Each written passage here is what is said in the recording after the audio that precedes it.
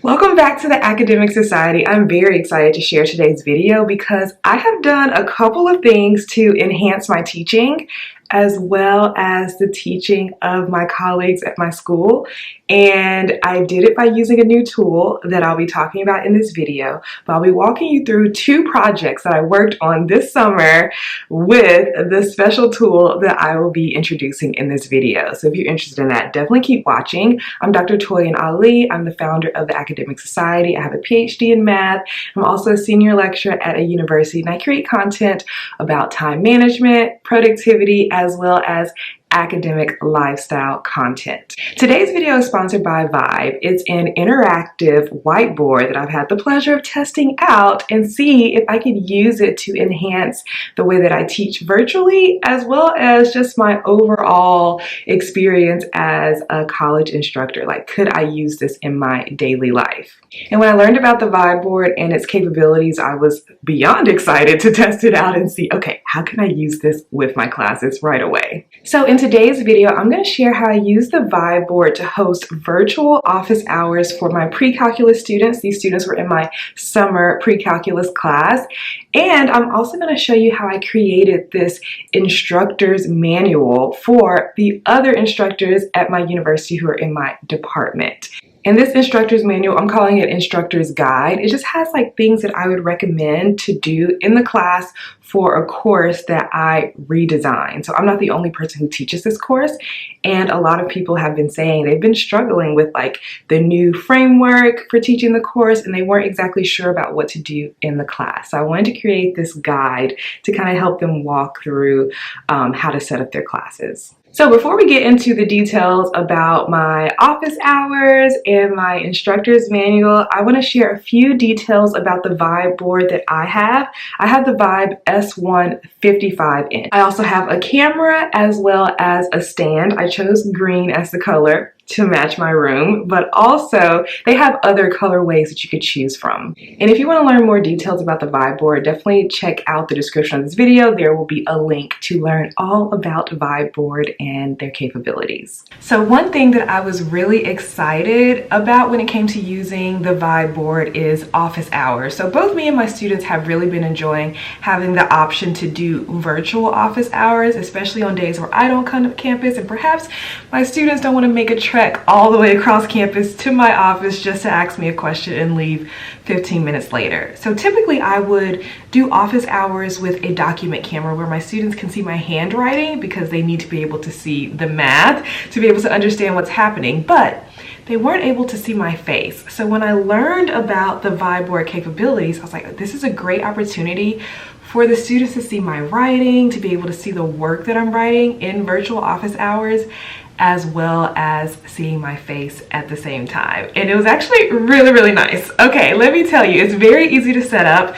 So all I had to do was I downloaded Zoom onto my Vibe board and I was ready to go. So I went into Chromium, logged into my school account for Zoom, opened my Zoom office hour. I was able to split the screen so that I could have my Zoom on one side and my work that I was working on the other side, so I could see my students as well as my work at the same time. And so basically I just had my students ask me questions, and then I would answer them, and I would take questions from them and ask them clarifying questions. I actually kind of ran it very much like a class where I was prompting them. They were giving me the next step.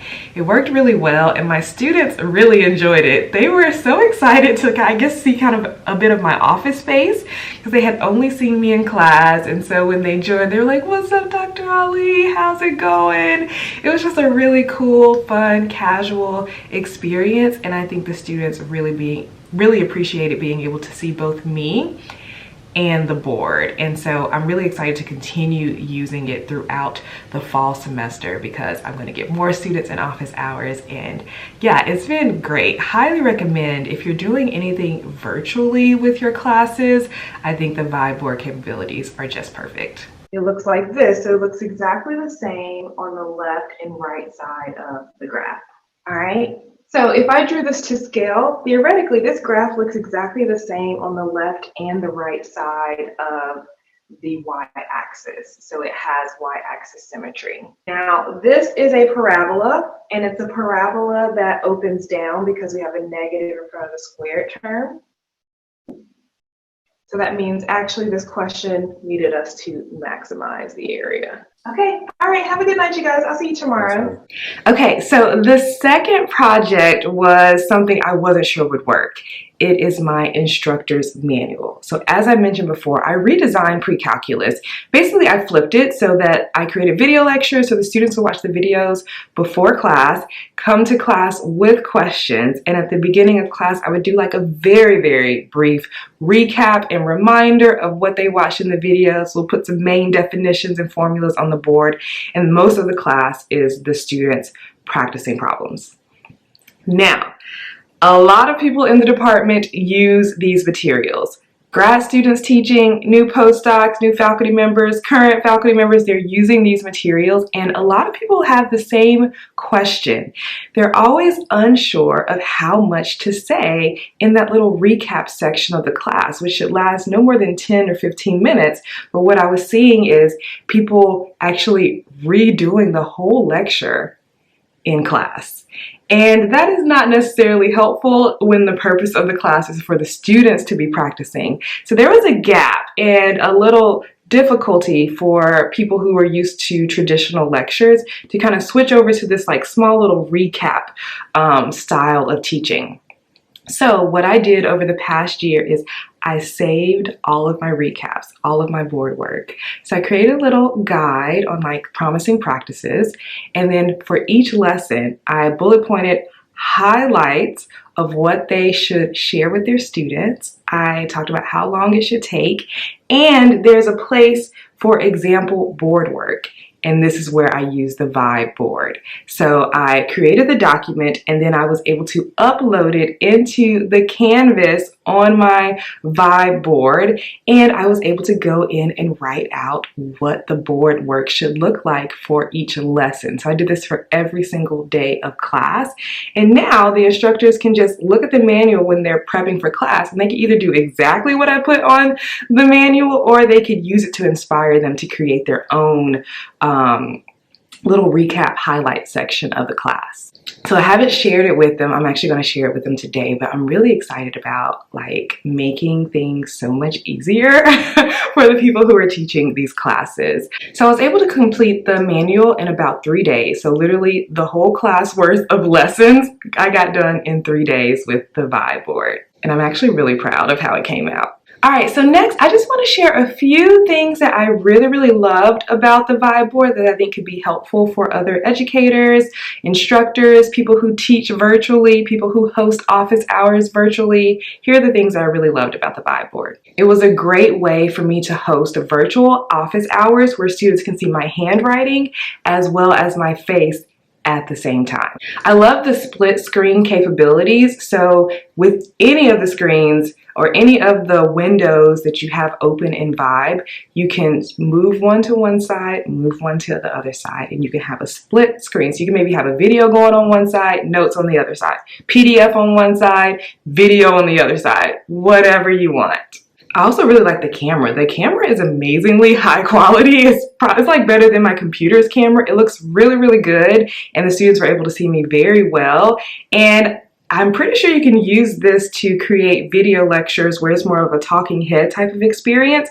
So maybe you have something that you just want to share with the students and you want to like vocalize it. The camera is actually really high quality and would work really well for that. Also, thinking ahead, whenever I do teach virtual classes again, this will be a dream. Teaching a math class at home without a board is very difficult. Teaching a math class with a Vibe board, I imagine the experience will be very much elevated. And the other thing that I really love is that like everything that you do in the Canvas Vibe board experience is cloud-based. So I can open up the same documents and edit things on my computer. So that way I'm not having to like download stuff on the Vibe and then maybe email it to myself. it's already on my computer. So whenever I make edits on the Vibe board, the edits happen on my computer, very much like a drive, a cloud-based drive. So for the challenges for the Vibe board, I'd say they're very few. One, just keep this in mind. If you do live alone, you will want to invite someone over to help you put the board onto the stand. The board is pretty massive and can be a bit heavy, and so I wouldn't recommend putting it together on your own, but you just need one other person. We were able to put it together in like less than 5 minutes. Super easy peasy.